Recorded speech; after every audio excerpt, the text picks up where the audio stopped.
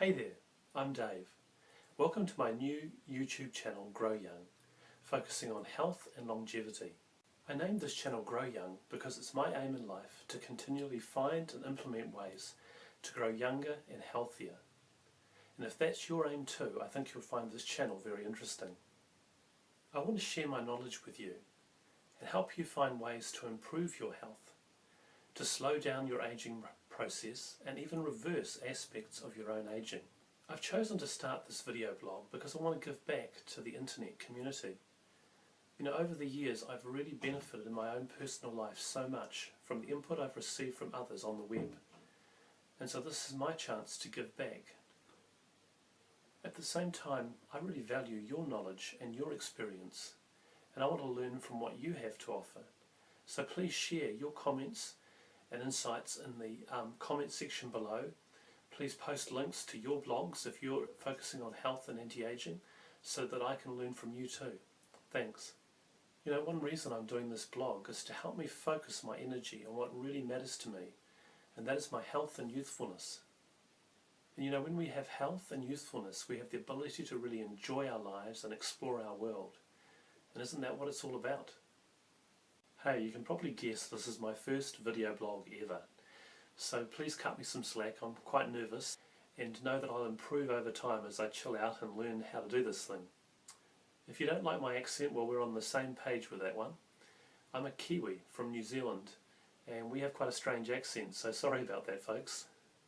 Okay, I thought I'd just share a little bit about me so you know who you're listening to and who you're interacting with in the comments below. Well, I want to share my health journey with you. Back in the late 90s, I went to visit a skin specialist who told me that I had a large malignant melanoma on my right calf muscle, and that he wanted to perform immediate surgery and take a skin graft from my upper right thigh to replace the huge hole he was going to have to make in my calf muscle. Well, that was a total shock to me. I was in disbelief and I just needed time to think, so I took time off work and contemplated what on earth I was going to do now, and was I going to follow this procedure that the doctor had advised me to take. Anyway, as I researched on the internet, I came across a paste that was used to cure melanomas in a third world hospital. And what the paste does is it selectively kills the melanoma cells and leaves the healthy cells untouched.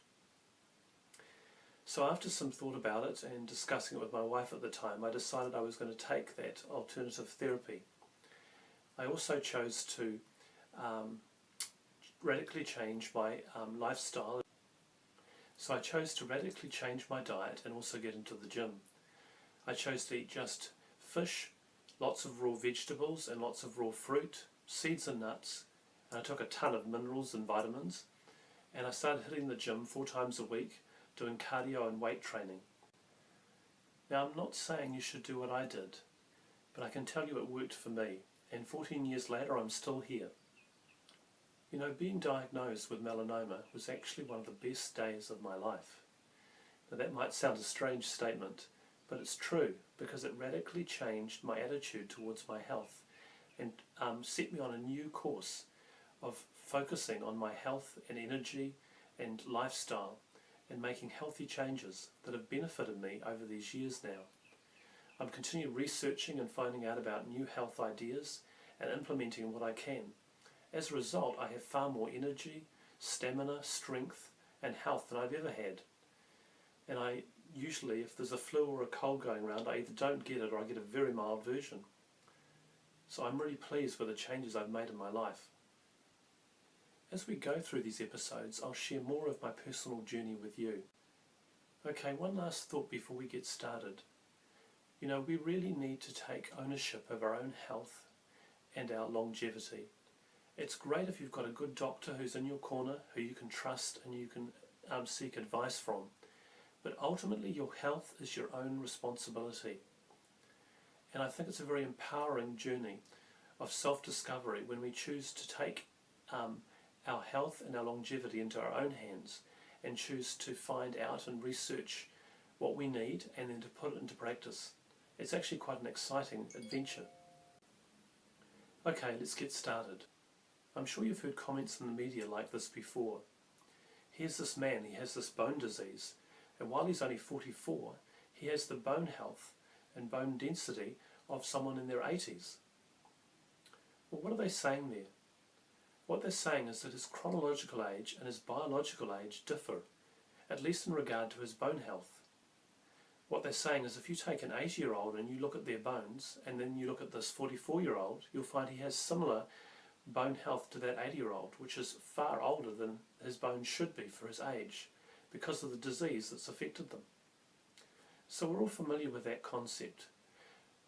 But maybe less often you may hear a doctor say, wow, this person, after measuring them, they have awesome blood pressure, lung capacity, heart function, perhaps cardio fitness for a person their age, and the way they're performing is usually of someone much younger. So there we have the opposite idea of someone being healthier than is expected for their age. So while this might be obvious to some of you, I want us to get 2 points from this talk today as part of our foundation. Number one, we don't all age at the same rate. I'll say that again, we don't all age at the same rate. Here's my proof. You know, each person is aging at their own speed. It depends on their genetics, their lifestyle, how much stress is in their lives, where their health is at, whether they have love in their lives, whether they're eating healthy or not, whether they exercise or they don't. So we may be younger or older compared to our age peers, depending on our lifestyles, depending on our habits, both good and bad. Point two, even our body doesn't age uniformly across all its systems and functions. Here's an example.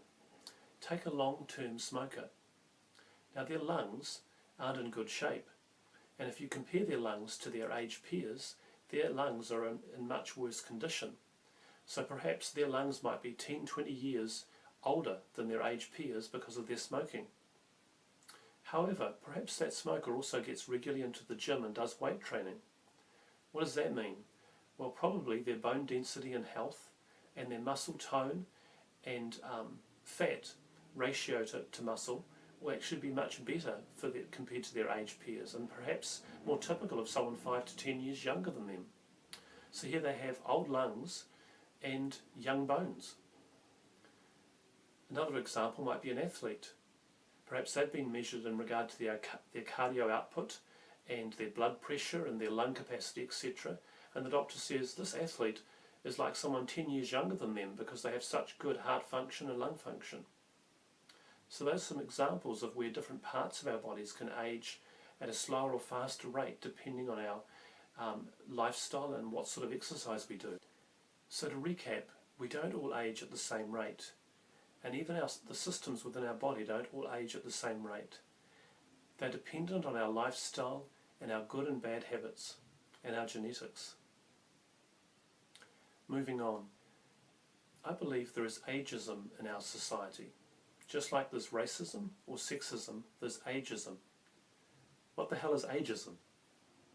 Ageism is where you judge a person because of their chronological age number, and you make assumptions about them and put them in a box because they are old or whatever it happens to be. So we need to stop judging people by their chronological age. Yes, the number can be useful as a general guide. If their age number is 90, then they probably can't come on a mountain biking trip with us. However, there are many people on this planet in their 70s, 80s and 90s who are doing amazing things.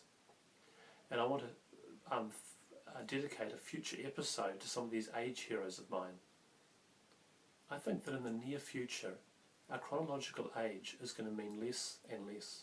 I think people are going to regularly go to their doctor to be assessed for their average biological age related to their current state of health. And when you ask someone their age, you're going to have to specify whether you're asking how many candles go on their cake this year or their average biological age as assessed by their doctor. So why will this be the case? Well, I really think that anti-aging technology is about to take off, and it is going to give us it's going to give many of us longer, healthier lives. And our age number, how many candles go on our cake, is going to mean less and less over time. Instead of being an indicator of our health and energy, or a lack of it, it's going to be more an indicator of our life experience and wisdom. In the future, I think we're going to have a 60-year-old and a 40-year-old standing together, and you won't be able to tell which is the older and which is the younger. They're going to look in similar health and have similar signs of aging, and you'll only know who's the younger one and the older one if they volunteer it. You know, obviously this might be possible with some really good plastic surgery, but plastic surgery only makes a person look younger. They aren't actually any younger. Whereas with anti-aging technologies, it is going to reverse people's aging and literally make them younger and keep them younger for longer. Okay, moving on. The next point I want to make is that it's already possible for doctors to reverse certain aspects of our aging, so that after treatment the person measures younger in certain key tests. Did you know that's old news for many? In 1985, in the Journal of the American Geriatric Society, a paper was published by Dr. Rudman. It was entitled Growth Hormone, Body Composition and Aging. He presented the idea that growth hormone could reverse aging. Sounds pretty radical, doesn't it? Over 6 months, he gave 12 men aged between 61 and 80 growth hormone injections 3 times a week, and then he had 9 men in the control group who received no treatment.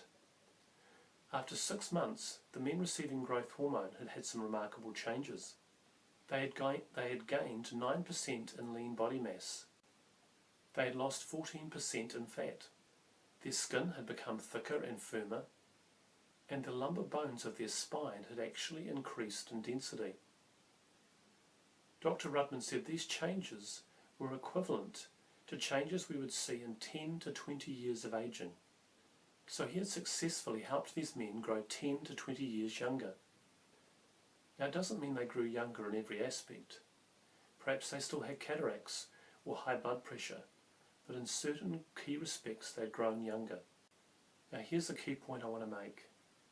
It's my firm belief that with not much expense, a little self-discipline and some knowledge, we can reverse certain key aspects of our own aging, literally growing younger in certain areas, and in other areas we can maintain what we have much longer, slowing down the aging process. And that's what I want to talk to you about in future episodes. How old do you think I am? Well, in the next episode I'm going to reveal my chronological age, so you better tune in. You know, whatever anti-aging plan we develop, it needs to be as comprehensive as possible, as practical, covering as many body systems as we can. If we only focus on cardio fitness, our bones may still become brittle and fracture when we fall. If we only focus on weight training, strengthening our muscles and improving our bone density, then we may still suffer a heart attack from blocked arteries. We can't focus on keeping just one aspect of our body healthy and think that that will cover everything. We need to target multiple systems in our body because multiple systems are degrading. I want to finish today's talk by showing you a photo of a man named Bob Delmonique. Here he is.